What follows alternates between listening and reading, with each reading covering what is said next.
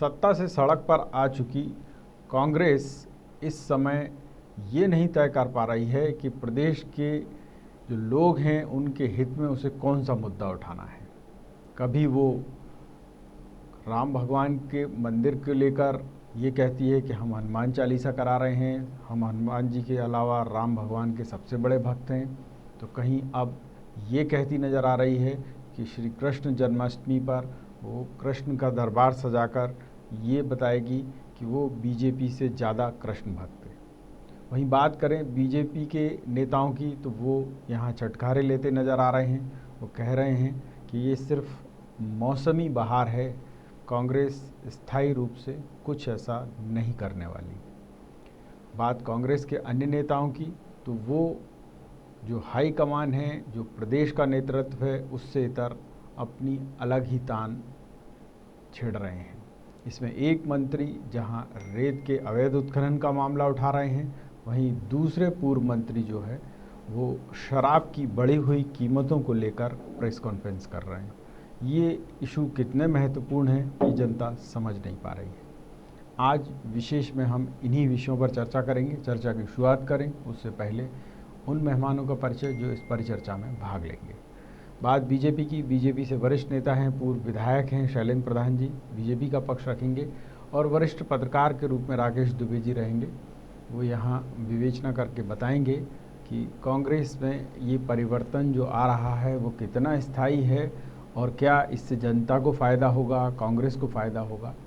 तो सबसे पहला सवाल यहाँ शैलेंद्र जी आपसे, भगवान की भक्ति में अभी तक बीजेपी को ही आगे माना जाता रहा है, पर राम मंदिर निर्माण का जो शिलान्यास कार्यक्रम हुआ उससे ऐसा लगता है कि प्रदेश में बीजेपी की तुलना में कांग्रेस ज़्यादा लीड ले रही है। उन्होंने पहले एक दिन पहले हनुमान चालीसा का पाठ पूरे प्रदेश में करा दिया। अब कृष्ण जन्माष्टमी है तो उस पर कृष्ण भगवान का दरबार सजा रहे हैं। क्या कहेंगे आप?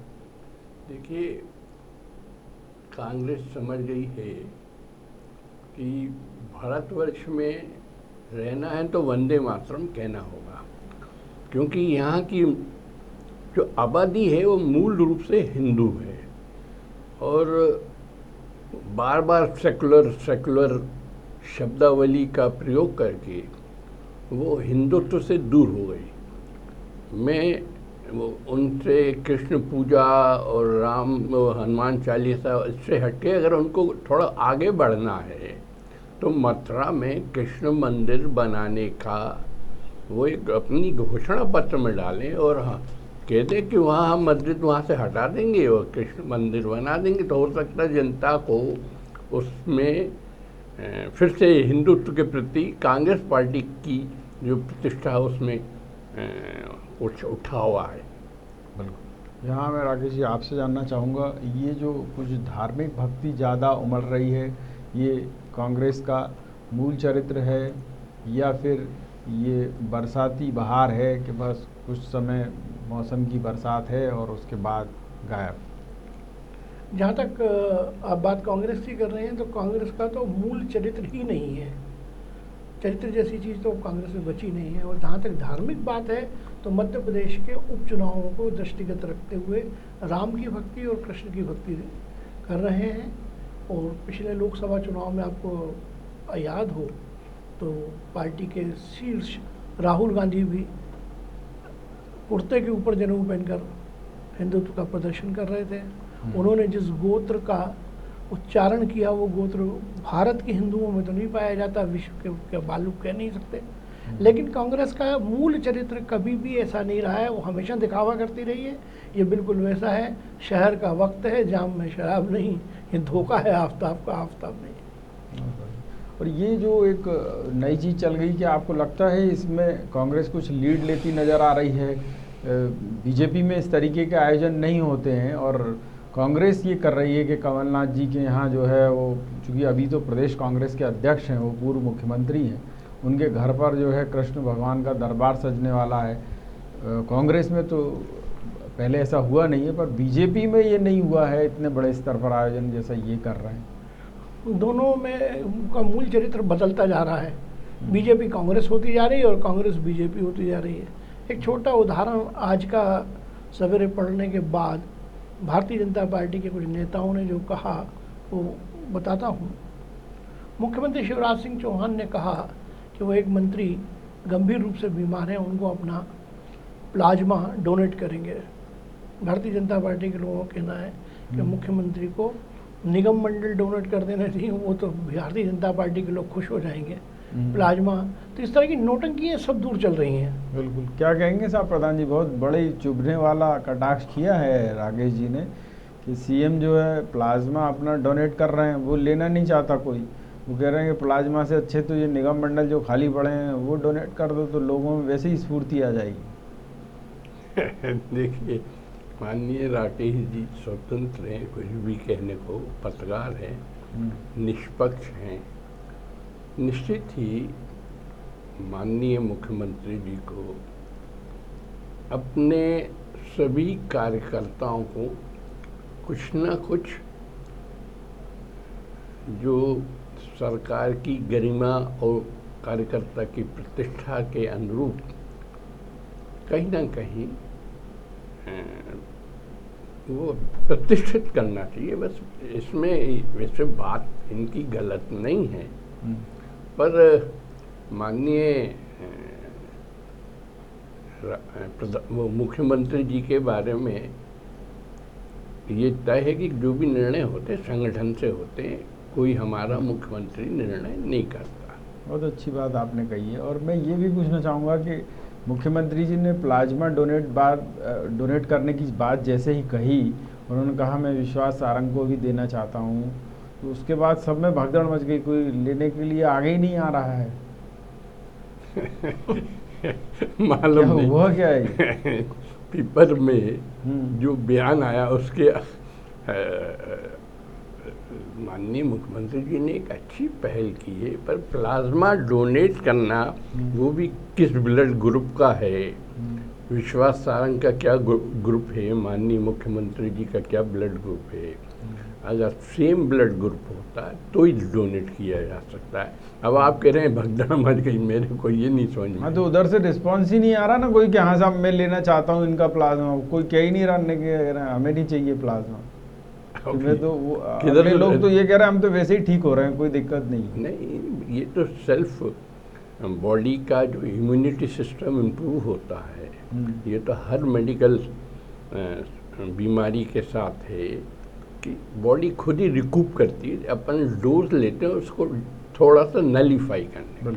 और ये जो दूसरा सवाल उठाया राकेश जी ने कि बीजेपी जो है वो कांग्रेस होती जा रही है, और अब आप देखिए कांग्रेस तो कृष्ण भक्ति में रम रही है, आपके यहाँ तो ऐसा कोई बड़ा आयोजन हो ही नहीं रहा। साथ साथ लोग त्रस्त हैं कि 5 महीने हो चुके जो बीजेपी के मुख्य कार्यकर्ता हैं, बड़े पदाधिकारी रहे हैं, आप जैसे लोग हैं, इनके बारे में कुछ सोच ही नहीं रहा। ऐसा लग रहा है जैसे कोरोना ना हुआ।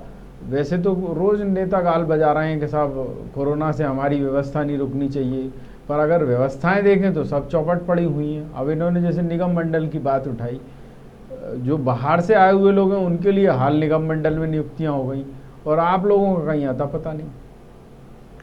देखिए, कुछ चीज़ें पॉलिटिकल कंपल्शन होते हैं।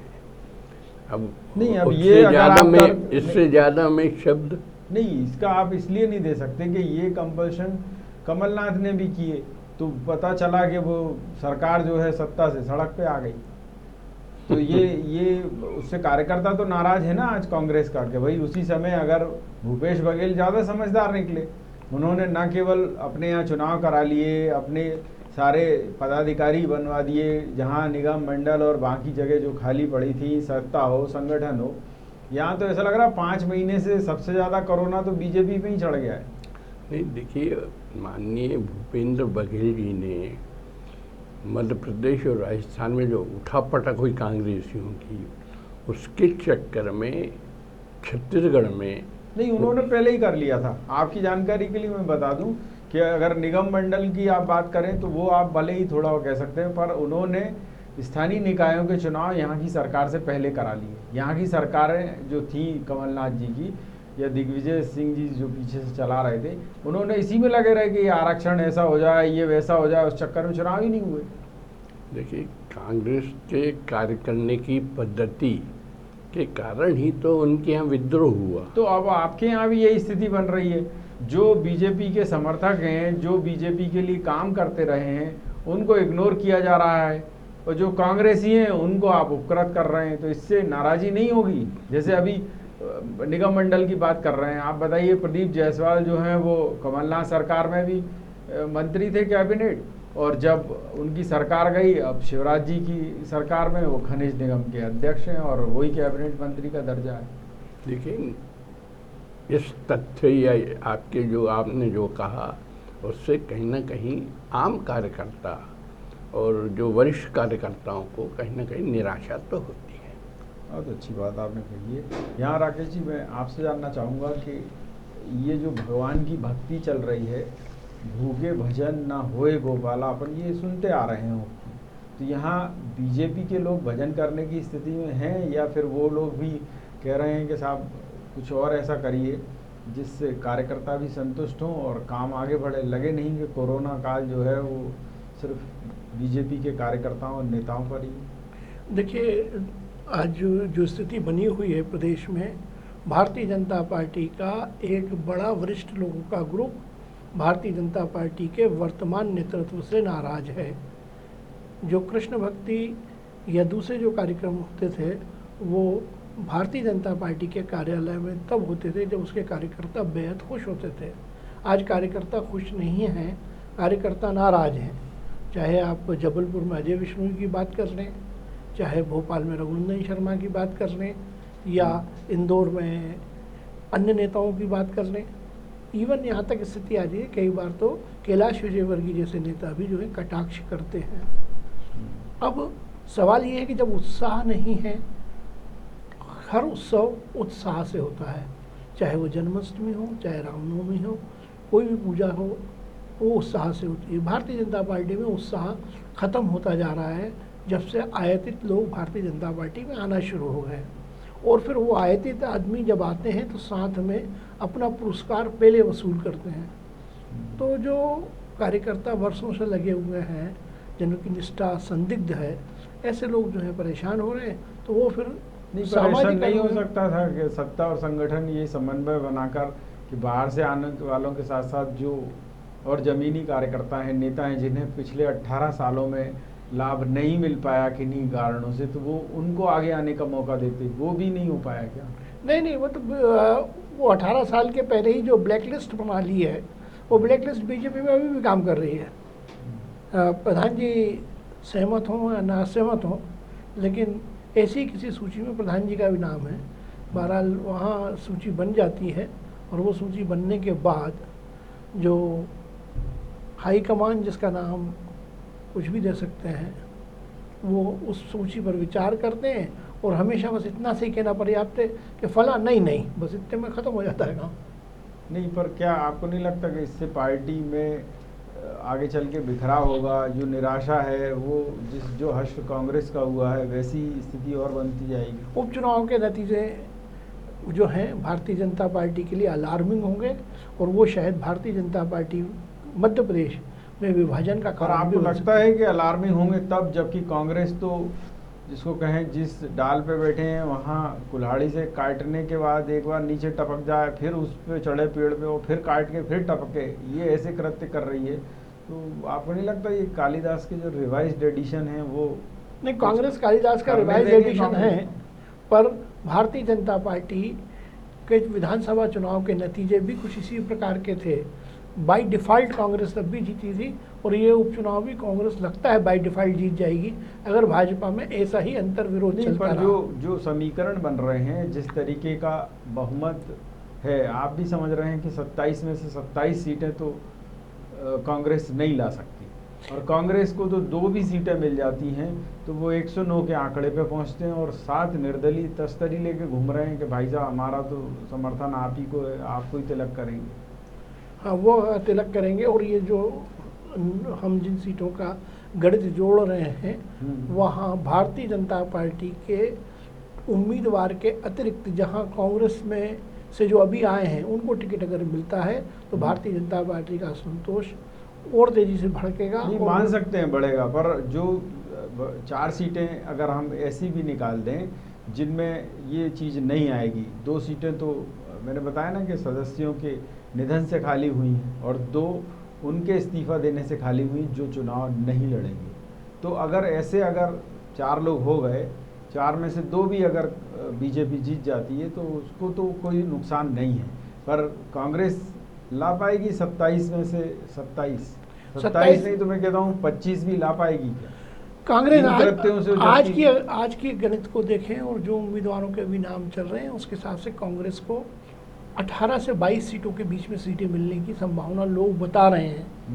मुझे नहीं लगता, लेकिन ये संभावना 18 से 20 तो हो सकती है, 22 तो नहीं हो सकती। और अगर ऐसे काम करेंगे तो और मिलेंगे क्या वोट? ऐसे काम करेंगे तो कांग्रेस को भी वोट मिलेंगे नहीं, लेकिन अगर इस मध्य प्रदेश में इस समय एक थर्ड फ्रंट की आवश्यकता है जो आए, वो अगर बीजेपी से टूट कर आता है तो शायद थर्ड फ्रंट के लोग ज़्यादा सीटें जीतेंगे। क्या कहेंगे आप प्रधान जी, ये जो एक नई परिस्थितियां बनती नज़र आ रही हैं, कांग्रेस तो जैसा है वो अपने ही चरित्र के हिसाब से काम कर रही है, आपके यहाँ जो गड़बड़ी हो रही है उससे कुछ फायदा होता दिखता है क्या? मैं माननीय राकेश जी जो कह रहे हैं उसकी मैं मतलब वो नहीं कर सकता विवेचना, क्योंकि वो एक निष्पक्ष पत्रकार हैं, वो कह सकते हैं। पर भारतीय जनता पार्टी का कार्यकर्ता एक विचारधारा के साथ जुड़ा है और वो विचारधारा और प्रबल हुई जब से राम मंदिर का भूमि पूजन हुआ है। तो मुझे लगता है आम जनता में भी वही विचारधारा प्रिवेल करेगी और मैं इनके आकलन से सहमत नहीं हूँ कि कांग्रेस 20 या 22 सीटें जीत पाएगी। मुझे लगता है कांग्रेस अगर 10 भी सीट जीत गई तो बड़ी बात होगी। और ये जो परिस्थितियां बन रही हैं कांग्रेस में कि कांग्रेस में खुद ही जो है विरोध हो रहा है, लक्ष्मण सिंह जैसे सीनियर नेता और वर्तमान के विधायक वो ये कह रहे हैं कि साहब कमलनाथ के भरोसे चुनाव नहीं जीता जा सकता, एक कमेटी बनानी चाहिए, वो ही कुछ कर पाएगी। सीधे सीधे उन्होंने कमलनाथ पे उंगली उठा दी। क्या कहेंगे? देखिए, माननीय कांग्रेस का जो दल है वो क्या खुला मंच है, कोई भी कुछ भी कह सकता है और कह के निकल भी सकता है, इसलिए उस पर मुझे टिप्पणी करना मैं सोचता हूँ अनावश्यक होगा। आप बताइए राकेश जी, क्या लग रहा है आपको, ये जो दिग्विजय सिंह जी के छोटे भाई लक्ष्मण सिंह जी टिप्पणी कर रहे हैं, वो भी कमलनाथ पर के इनके भरोसे कुछ नहीं होगा? देखिए, लक्ष्मण सिंह जो बात कह रहे हैं वो आज से नहीं पिछले 10 महीनों से कह रहे हैं और वो अपनी बात को लेकर बेबाक राय रखते रखते यहाँ तक आ गए कि दिग्विजय सिंह के घर के सामने धरना भी दे चुके हैं। आज कांग्रेस की वास्तव में जो स्थिति है उसका आकलन लक्ष्मण सिंह बिल्कुल ठीक कर रहे हैं। कमलनाथ प्रदेश कांग्रेस के अध्यक्ष हैं, कमलनाथ विधानसभा में नेता प्रतिपक्ष हैं, बाकी अन्य लोग क्या हैं पता नहीं। दिग्विजय सिंह एक एमएलओ का सर्टेन ग्रुप अपने साथ रखते हैं, उसके हिसाब से कांग्रेस को ब्लैकमेल कर रहे हैं। तो लक्ष्मण सिंह इस समय जो बात कह रहे हैं, जैसे उन्होंने दिग्विजय सिंह के बारे में राम मंदिर को लेकर जो बात की थी वो भी बिल्कुल ठीक बात कही थी। दिग्विजय सिंह राजनीतिज्ञ हो सकते हैं लेकिन दिग्विजय सिंह ज्योतिषी नहीं हो सकते। लक्ष्मण सिंह ने चाचौड़ा के बारे में जो बात कही थी, दिग्विजय सिंह ने इतने दिनों तक सारे काम करने के बाद उसके कहीं विकास की बात नहीं की। चाचौड़ा से राजस्थान जाने वाले रोड हैं उनकी दशाएं इतनी बदतर हैं कि वहाँ बस जैसी से भी परिवहन नहीं किया जाता। छोटी गाड़ी की तो बात ही दूसरी है। तो ये सारी चीज़ें लक्ष्मण सिंह जो उठा रहे हैं ये एक जन नेता की जो बात है वो कर रहे हैं वो, और उसमें कांग्रेस को वो याद दिला रहे हैं कि कांग्रेस को क्या करना चाहिए। कांग्रेस इस समय प्रतिपक्ष में है लेकिन वो ये मान के चल रहे हैं कि हम शिवराज से थोड़ा ही तो कम है। बिल्कुल। और ये आपको लगता है कि ये जो काम कर रही है कांग्रेस के, अभी जो देखा आपने कि कल कॉन्फ्रेंस की एक पूर्व मंत्री ने ब्रजेंद्र सिंह राठौर ने तो मुद्दा उठाया कि साहब शराब के दाम बढ़ गए हैं, महंगी हो गई है शराब, ये इशू ज़्यादा महत्वपूर्ण था या फिर कुछ, जैसा कि आज गृह मंत्री ने कटाक्ष किया है उनके ऊपर नरोत्तम मिश्रा जी ने कहा है कि अब जनता की तो इन्हें फिक्र नहीं है, दारू की फिक्र है। देखिए, आबकारी और परिवहन, ये दो विभाग कोई भी सरकार रहे उसकी संजीवनी होती हैं, ये उन्हीं से चलते हैं। चाहे कांग्रेस की सरकार रहे या भाजपा की सरकार रहे, जब जो प्रतिपक्ष में होता है उसका भरण पोषण आबकारी विभाग करता है, जो सत्ता में होता है उसका परिवहन विभाग करता है। तो इनकी उन विभागों के प्रति चिंता, उन विभागों के प्रति समर्पण, उन विभागों की खैरियत, ये तो राजनेताओं का शगल है। और रहा सवाल शराब का, तो सरकार भी तो उसी पक्ष में बात कर रही है कि हमारा रेवेन्यू कम हो रहा है, सरकार शराब, अब तो सरकारी कर्मचारी जो विभाग के हैं वो दुकानों पर बैठ के बेच रहे हैं। इतनी बुरी स्थिति आ गई है कि महिला आबकारी निरीक्षक जो हैं भोपाल में शराब बेच रही है। आप बताएं यहाँ पर प्रधान साहब कि ये जो शराब का मुद्दा कांग्रेस ने उठाया है कि महंगी हो गई है शराब साहब और सारे शराब प्रेमी जो हैं वो परेशान हैं, ये कांग्रेस ने सही मुद्दा उठाया है? देखिए, कोविड-19 के कारण लगभग इकोनॉमिक क्रश हो गई है और कुछ पैरामीटर्स हैं जिनको अगर और आप रिलैक्स कर दो या उन पे और छूट दे दें तो मेरे ख्याल है अभी भी इस गवर्नमेंट के पास फंड की बहुत क्राइसिस है। अभी या पेपरों में हमने भी पढ़ा, आपने भी देखा होगा, 1000 करोड़ का लोन लेके तनख्वाह बट रही हैं, विकास कैसे होंगे, कलेक्शन सब, इकनॉमी अभी कोविड के कारण क्रश हो गई है। तो अल्टीमेटली कहीं ना कहीं गवर्नमेंट को चलाने के लिए फंड्स तो चाहिए। तो महंगी शराब जाए, देखिए बेसिकली ये मतलब विलासिता की ठीक बात है। मैं आपसे पूछना चाहूँगा कि ये एक और मंत्री डॉक्टर गोविंद सिंह ये कह रहे हैं कि साहब रेत का अवैध उत्खनन जमकर हो रहा है। अब आपके गृह मंत्री ये कह रहे हैं कि साहब ये गोविंद सिंह जी ने पहले ही कह दिया था कि साहब मुझको माफ़ करना, मैं जो है अपने कार्यकर्ताओं से और जनता से माफ़ी मांगता हूँ कि रेत अवैध उत्खनन कांग्रेस में भी नहीं रुकवा पाया।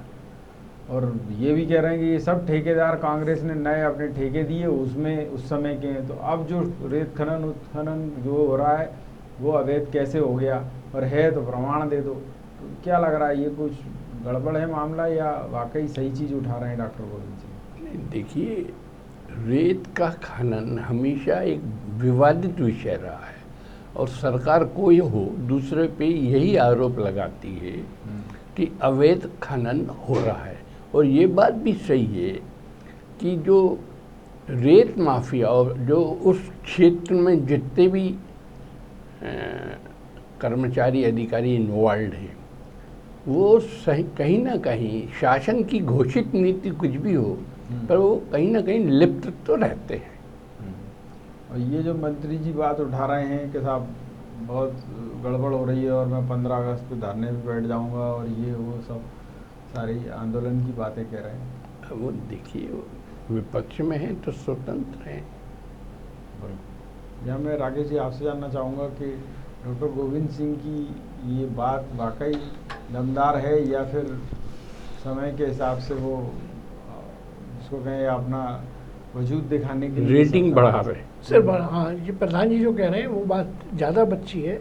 गोविंद सिंह अपनी रेटिंग बढ़ाना चाहते हैं क्योंकि कांग्रेस में जो नेतृत्व का संकट है उस संकट के दौरान सब अपने नंबर बढ़ा रहे हैं, तो गोविंद सिंह भी चाहते हैं कि नंबर बढ़ जाएं तो प्रदेश कांग्रेस में या विधानसभा में नेता प्रतिपक्ष या किसी और पद पर आगे उनका पुनर्वास हो जाए, ये है।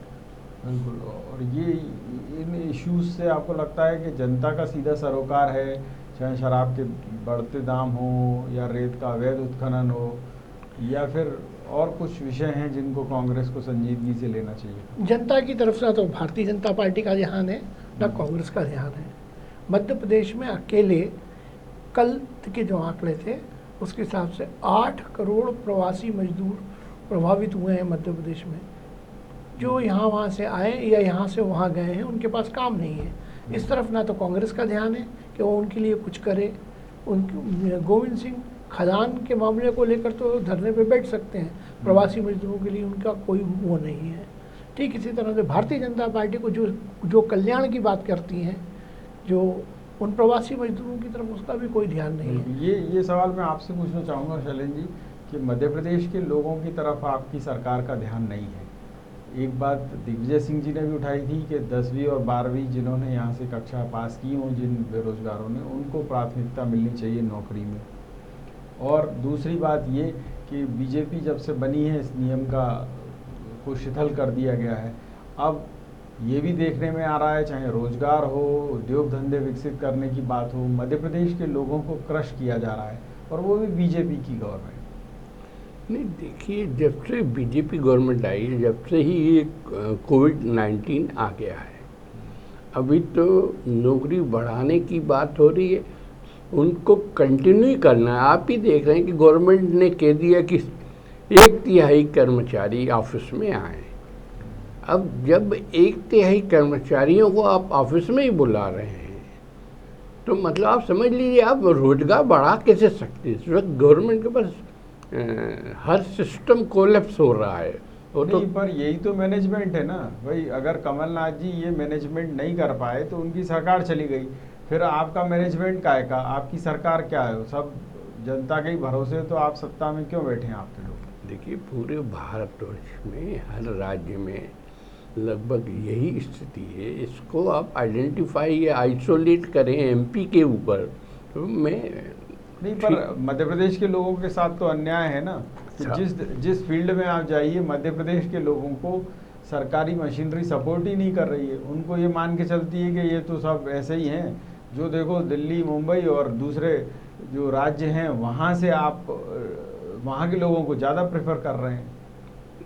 अब ठीक है, पर ईमानदारी से आम मजदूर जो नहीं, मजदूर के अलावा भी मैं तो सारी चीज़ों की, मैं तो इंडस्ट्रीज़ की भी बात कर रहा हूँ कि छोटे छोटे उद्योग हैं, छोटे छोटे उद्यमी हैं, उन सब की स्थिति यही है कि मध्य प्रदेश का आदमी सबसे ज़्यादा परेशान है मध्य प्रदेश।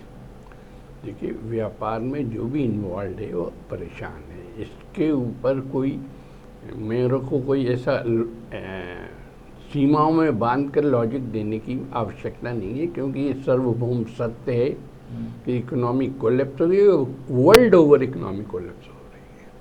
तो ये मतलब सरकार जो है सरकार कर रही हाथ पे हाथ धरे है। नहीं, बैठी सरकार कर रही है जितना। देखिए, सरकार सबको रोजगार दे नहीं सकती, सब एमएसएमई को उठा नहीं सकती। अरे तो थोड़ा बहुत प्राथमिकता तो दे गवर्नमेंट, सकती अभी आप है। देखिए 3 लाख नहीं, प्राथमिकता तो दे सकती है ना। 3 लाख करोड़ का गवर्नमेंट ऑफ इंडिया ने मैं उस पर नहीं कर रहा, मैं तो आपसे इतना पूछ रहा हूँ, क्या मध्य प्रदेश की सरकार की, यहाँ के नेताओं की कोई जिम्मेदारी नहीं है कि यहाँ के लोगों को प्रमोट करें बजाय बाहर के लोगों को करने के? देखिए, मैं वही तो कह रहा हूँ, इस वक्त प्रमोट करने की जगह सरवाइव करने का। हाँ, सरवाइव समझ लें, कुछ भी समझ लें आप, तो उसके लिए कर रहे हैं। राशन फ्री कर दिया। देखिए, राशन आप मजदूरों के लिए कर रहे हैं, जो मध्यम वर्ग है वो क्या करे? नहीं तो क्या आप उसको तो ना आप राशन दे रहे हैं, बिजली के बिल देखिए तो अनाप शनाप बढ़े हुए चले आ रहे हैं, जो व्यवस्था है उसमें ना उसके पास अच्छा रोजगार है, लोग बेरोजगार हो रहे हैं, तेजी से एक एक करके संस्थान बंद हो रहे हैं, राजधानी में ही देख लीजिए आप, पर चिंता ही नहीं है। आप देखिए मीडिया हाउसेस की बात कर लीजिए, आप छोटे छोटे उद्योगों की बात कर, सब तो बंद हो रहे हैं धीरे धीरे करके। चिंता आपको है ही नहीं आपकी सरकार को। उनको तो ये लग रहा है कि बस दिल्ली में मेरी इमेज बनी रहे, यहाँ भले ही सब लोग निपट जाएं, ऐसा नहीं। जब आपने विषय आपकी चैनल के माध्यम से उठाया है, तो कहीं ना कहीं ये मैसेज भी पार्टी तक जाएगा, वो संज्ञान लेंगे। बहुत बढ़िया बात है। यहाँ मैं आपसे पूछना चाहूँगा राकेश जी कि कांग्रेस हो या बीजेपी हो, आपको क्या लगता है, ये नौटंकी दिखाते हैं या वाकई जनता के प्रति संजीदा हैं, जो कहते हैं वो करते हैं, ये नहीं कि बस भगवान के दरबार में बैठ गए और कर कुछ और ही कर्म रहे? दोनों की स्थिति कुल मिलाकर वैसी है। कौम के गम में डिनर खाते हैं हुक्कामों के साथ, रंज बहुत है मगर है बड़े आराम के साथ। ये लोग समझ में हैं।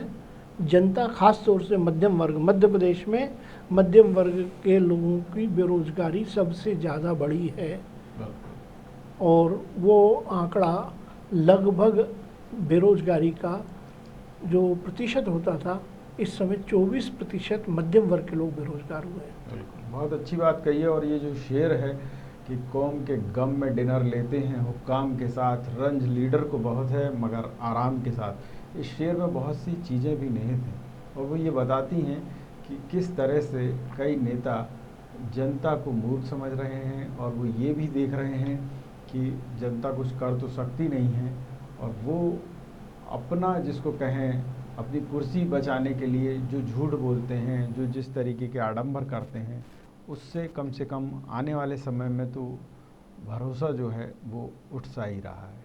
न्यूज़ ऑब्जर्वर के खास कार्यक्रम विशेष में इतना ही, लेकिन यहाँ बेबाक खबरें निरंतर जारी रहेंगी। आप देखते रहिए न्यूज़ ऑब्जर्वर यानी सिर्फ खबर।